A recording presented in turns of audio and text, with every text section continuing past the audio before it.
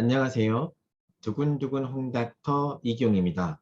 이번 시간에는요, 제가 우리 의사를 하고 싶은 후배들 또는 내과를 할까 말까 고민하는 우리 의사 후배들에게 들려주고 싶었던 이야기를 한번 작성을 해봤습니다. 그래서요, 많은 사람들이 고민을 하고 있어요. 내과는 정말로 할 만한 과인가? 또는 내과 의사는 어떤 일을 할까? 궁금하시죠? 그리고 또, 야, 내과를 하게 되면 앞으로 개업을 하게 될 수도 있는데 내과가 정말 내가 먹고 사는 데는 크게 도움이 될까? 어렵진 않을까? 또는 앞으로의 내과의 전망은 어떠할까? 또 이 수련을 받게 되면 수년 동안 몇 년 동안 해야 되는데 도대체 내과가 하는 게 어떤 매력이 있을까? 어떤 것 때문에 내가 내과를 할까? 저는 내과 의사입니다. 그래서 이에 대한 부분들을요, 우리 후배님들에게 들려주고 싶었던 이야기를 한번 작성을 해봤습니다. 이 뒤에 쭉 이제 녹화된 부분은 실은 과거에 제가 코로나 걸려서 목소리가 좋지 않을 때 녹화를 한 부분이라서요. 목소리가 좀 안 이쁠 수 있습니다. 좀 양해 부탁드리고요. 자, 제가 어떻게 얘기했는지 지금부터 한번 들어보도록 하겠습니다. 안녕하세요, 여러분. 드디어 의사가 돼서 전남대학교 병원에 의사로서의 첫 발을 디딘 여러분을 환영합니다. 저는 내과 전체를 총괄하고 있는 내과 총괄의국장 이기용입니다. 자, 설레시죠? 나는 앞으로 어떤 의사가 될까? 또 내가 무슨 과를 해야 가장 행복할 수 있을까? 저는 지금 이 자리에서 뇌과가 얼마나 매력적인 과인지 설명을 드리겠지만 인턴 1년 동안 수련을 하시지요. 그 1년 동안에 수련을 하시면서요. 어떤 분과를 전공을 하는 게 앞으로 내가 10년, 20년 뒤에 가장 행복할 수 있을지 고민을 하게 되면 가장 적합한 전공을 찾을 수가 있을 겁니다. 그중에서도 내과 아주 매력적이고요. 중요한 분과입니다. 자, 그러면 왜 내과가 매력적이고 흥미로운 학문인지 지금부터 한번 알아보도록 하겠습니다. 여러분들 의사 정말로 잘하셨어요. 세계 23국에서 직업에 대한 신뢰도를 쭉 조사를 해보게 되면 1위가 과학자고 2위가 의사입니다. 여러분은 의사로서 재직을 하면서 여러분들 연구도 같이 할 거기 때문에 과학자도 동시에 수행을 하게 됩니다. 따라서 여러분들은 아주 직업을 잘 선택을 했고 가장 신뢰받는 그런 직장에서 일을 하게 될 겁니다. 그러면 여러분들이 나 아파요, 주변에서 아파요, 자, 그런 병원에 갈 거예요 하면 어떤 의사가 가장 먼저 떠오르시는가요? 저는 말이에요. 이 아플 때 가장 먼저 떠올리는 의사는 청진기를 내 몸에 갖다 대고 자세히 친절히 진찰을 해주는 그런 의사가 가장 먼저 떠오릅니다. 여러분들은 그렇지 않으신가요? 이렇게 청진기를 가지고 직접 진찰해 줄 수 있는 과가 바로 뇌과입니다. 그리고 또 그리고 우리 가족, 우리 식구들이 가장 많은 병원을 가는 곳은 어디 병원을 가장 많이 갈까 찾아보면요. 당연히 내과입니다. 내과를 가장 많이 방문하게 되는 거거든요. 이게 뜻하는 게 뭐냐면 결국은 내과는 원하는 곳이 많고 내과 의사로서 내가 해줄 수 있는 일이 가장 많고요. 내과 의사로서 여러 사람들을 가장 행복하게 안 아프게 해줄 수 있다라는 거고 가장 많은 사람들이 필요로 하고 사랑받을 수 있는 의사가 바로 내과다라고 말씀드릴 수가 있겠습니다. 그러면 여러 전쟁터든 또는 해외 봉사를 갔든 또는 내가 어디 극한 상황에 있든지 간에 가장 많은 곳에서 그리고 가장 많은 사람들이 필요로 하면서 가장 많은 능력을 발휘할 수 있는 의사는 무슨 과일까요? 바로 뇌과입니다. 전쟁터에서 정형외과, 외과 물론 중요합니다. 하지만 뇌과가 가장 많이 필요하고 뇌과 의사가 가장 많이 치료를 하게 될 거고요. 여러분들이 해외에 나가가지고 봉사를 한다고 하더라도 뇌과가 가장 많은 일을 할 거고 그리고 가장 많이 찾는 그래서 가장 중요한 의사다라고 말씀드릴 수가 있겠습니다. 자, 이번에는요. 내가 몸이 아파요.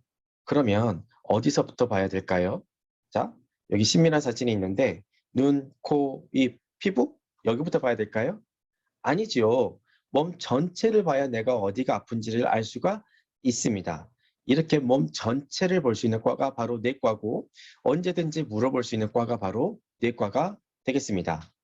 그래서 여러분들께 말씀드릴 수 있는 거는 장님 코끼리 다리 만지듯이 다리만 만지거나 코만 만지거나 뿔만 만지거나 하지 마시고요. 크게 보라고 말씀드리고 싶어요. 몸 전체를 크게 봐라 라고 말씀을 드릴 수가 있고, 이렇게 크게 볼 때는요, 먼저 숲을 봐야 됩니다. 몸 전체를 본 다음에, 그 다음에 하나씩 들여다보는 게 중요하겠습니다. 이게 또 중요한 이유가 이렇습니다. 자, 이 사진에서 보게 되면요, 아름다운 미녀 2명 있네요. 왼쪽 사진에서도 미녀가 걸어가고 있고, 오른쪽 사진에서도 여기 보면 스키장에서 아주 예쁜 미녀가 있어요. 그런데 이 뒷모습만 보지 말란 얘기예요. 전체를 보란 얘기인데, 실제로 이들을 살펴보게 되면 이렇습니다. 할아버지가 이렇게 뒤에 빗자루를 걸고 가는 모습, 이 모습 때문에 마치 미녀처럼 보이는 거고, 김태원이죠. 과거에 우리 광고에서도 아주 핫했었는데, 김태원이 뒷모습만 봤을 때는 아름다운 여자지만 실제로는 그저 그런 남자란 소리예요. 그래서 여기에서 제가 또 말씀드리고 싶은 거는 전체를 보란 소리예요. 이 조그마한 것만 봐가지고는 진료를 할 수도 없고 다 나를 치료할 수도 없어요. 이 전체를 보려면 바로 내과를 해야 됩니다. 자, 이 전체를 보는 내과가 그럼 왜 중요하느냐? 왜 내과는 전체를 봐요? 라고 말을 하게 되면요. 내과는 의학 교육 과정 중에서 가장 중요하죠. 가장 중요하기 때문에 가장 많은 내용을 다루고 있죠. 그러면서 가장 기본이 되는 장기, 순환기 시스템을 전반적으로 다루고 있습니다. 그래서 내과를 전공을 하게 되면 9개 분과에 대해서 공부를 하게 돼요. 자, 거길 각각 보게 되면 암 환자들 요즘 많지요. 그래서 암 환자를 보게 되는 온콜로지, 혈액 쪽을 보는 데 있게 되는 혈액내과, 폐, 요즘에 코로나 때문에 되게 핫하잖아요. 그래서 폐를 보는 호흡기내과, 심장, 우리 몸의 펌프지요. 이 펌프를 담당하고 있는 순환기내과, 그리고 콩팥을 담당하는 신장내과, 그리고 소화기, 먹고 살 때 가장 중요한 게 바로 소화기관이잖아요. 그래서 이 소화기관을 보는 게 소화기내과, 그리고 알레르기, 천식을 담당하게 되는 알레르기내과, 그리고 최근에 가장 중요한 코로나를 비롯한 여러 감염병을 다루고 있는 게 감염내과, 그리고 이 여러 관절 질환을 다루고 있는 류마티스 내과, 그리고 당뇨를 포함한 여러 가지 내분비 질환을 다루는 갑상선도 포함이 되겠죠. 이런 질환을 다루는 내과가 바로 내분비 뇌과입니다. 이렇게 9개 분과를 공부를 하면서 여러분들은 신체 전반적으로 하나만 보지 않고요. 전체를 아우를 수 있는 큰 눈을 길 수가 있습니다. 자, 이 환자 진료 순서를 한번 봐볼까요? 저희가 환자를 진료를 하게 될 때는요. 먼저 이 환자를 진단을 해야겠지요. 올바르게 진단을 한 다음에 치료가 들어갈 거고 이 병이 생기지 않게끔 결과적으로는 예방을 해줘야 됩니다. 자, 치료를 보게 되면요. 치료는 다시 내과적인 치료와 외과적인 치료로 나눠줄 수가 있습니다. 그러면 이 전체 환자 진료 과정에서 내과가 담당하는 부분이 어디냐? 실은 뇌과는 거의 전체를 담당합니다. 가장 중요한 진단 부분은 내과가 해주고 있고요. 치료에서도 과거에 외과에서 담당했던 파트들을 요즘은 많이 내과 부분에서도 담당을 하고 있습니다. 물론 예방도 내과가 어느 정도 담당을 하고 있어요. 자, 진단이 중요한 이유. 여기서 제가 다시 한번 말씀을 드릴게요. 진단이 제대로 돼야 치료를 정확하게 할 수가 있거든요. 흔히 그러지요. 우리가 오진 때문에 수술을 잘못한다든지 엉뚱한 치료를 하게 된다든지 그러면 우리가 의료사고에도 휘말릴 수가 있지요. 그래서 이 진단을 정확하게 해낼 수 있는 과가 바로 뇌과입니다. 그럼 외과는 진단을 안 합니까? 라고 물어볼 수가 있는데 외과에서 수술을 하더라도 먼저 내과에서 진단을 마친 다음에 내과에서 외과로 의뢰를 하게 됩니다. 그만큼 진단을 가장 정확하게 해주시는 곳이 바로 내과다라고 말씀드릴 수가 있겠어요. 제가 1년차 때 사진입니다. 제가 1년차 때요. 3년차 선배님이 저에게 이런 질문을 하셨어요. 자, 내가 왜 내과를 했냐? 그러면서 3년차 선생님이 저에게 했던 말은 이 환자가 왜 아픈지 어떻게 밝혀내는지 그게 좋아서 내과를 했다라고 말씀을 해주셨어요. 저도 그 말에 100% 공감을 하게 되고 여러분들은 마치 탐정처럼 내 몸이 왜 아픈지를 진단해가는 과정을 뇌과를 하면서 공부를 할 수가 있을 겁니다. 자, 이번에는 치료 얘기를 좀 해볼게요. 요즘에는 치료가 어떻게 하느냐. 물론 약으로 치료를 대부분 많이 합니다.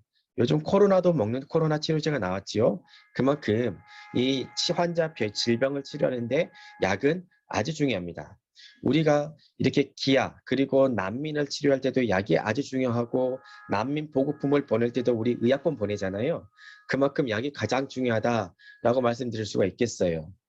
그리고 치료를 할 때는 이렇게 약으로도 치료를 하게 되지만 시술로도 치료를 많이 하죠. 물론 외과에서도 시술을 합니다. 하지만 내과가 중요한 이유가요. 요즘은 미니멀리 인베이시브한 치료를 하는 추세입니다. 저는 순환기내과고 부정맥을 담당하고 있고 실제로 심장질환을 치료를 하고 있는데요. 저도 외과처럼 시술을 합니다. 근데 요즘 치료에 맞춰서 미니멀리 인베이시브한 치료를 하고 있고요. 위암 치료도요. 요즘은 내시경을 하기도 합니다. 내과에서 하고 있거든요. 외과에서 수술을 할 때도 요즘은 복강경을 이용해 가지고 조그마한 구멍만 내 가지고 치료를 합니다.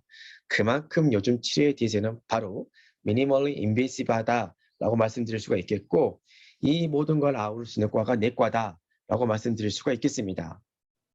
자, 이제 마지막으로 여러분들께 말씀드릴 수 있는 거는요. 크게 보라는 거예요. 크게 봐야 보는 눈이 넓어진다는 겁니다. 유현진이가 괜히 미국 메이저리그로 갔을까요? 아니죠. 큰 물에서 놀아보려고 미국으로 갔어요.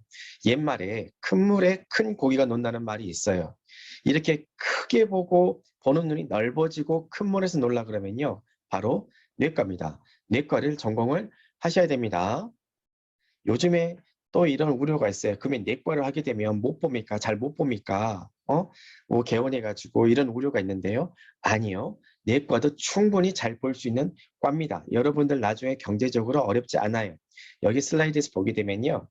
전체 요양급여 비용 중에서 가장 많은 비분을 차지하고 있는 게 바로 뇌과입니다. 그리고 각 과별 월 평균 진료 매출을 보게 되면요. 물론 수술을 하는 안과, 정형외과가 더 많이 벌긴 하지만 그래도 평균적으로 누구나 가장 잘 벌 수 있고 내가 풍족하게 살 수 있는 과가 바로 내과입니다. 그래서 걱정하지 않으셔도 됩니다. 자, 이 큰 덩어리인 내과는요, 전체 약 180명의 직원들이 근무를 하고 있고, 주임 교수님이 이신석 교수님이고, 제가 총괄 국장으로 여러분들이 내과에 들어오게 되면 제가 아마 여러분들 상담도 당담하게 될 겁니다. 내과. 자, 들어보니까 아주 매력적이죠. 또 하나 아주 매력적인 파트는요, 바로 동기들이 많습니다. 뇌과는 보통 한 년 차에 15명에서 18명까지 저희가 선발을 하게 되거든요. 여러분들 동기가 많아요. 쉽게 얘기할 수 있는 게 바로 동기죠. 이렇게 동기가 많으면 기댈 수 있는 언덕도 많습니다. 여러분들 뭐 벤틸레이션도 할 수 있고 또 쉽게 상의할 수 있는 동기들이 가장 많은 과가 뇌과입니다. 그래서 여러분들은 내과를 하셔야 됩니다. 자, 뇌과를 염두에 두시고요. 인턴 생활 1년 동안 행복하게 잘 하세요. 감사합니다.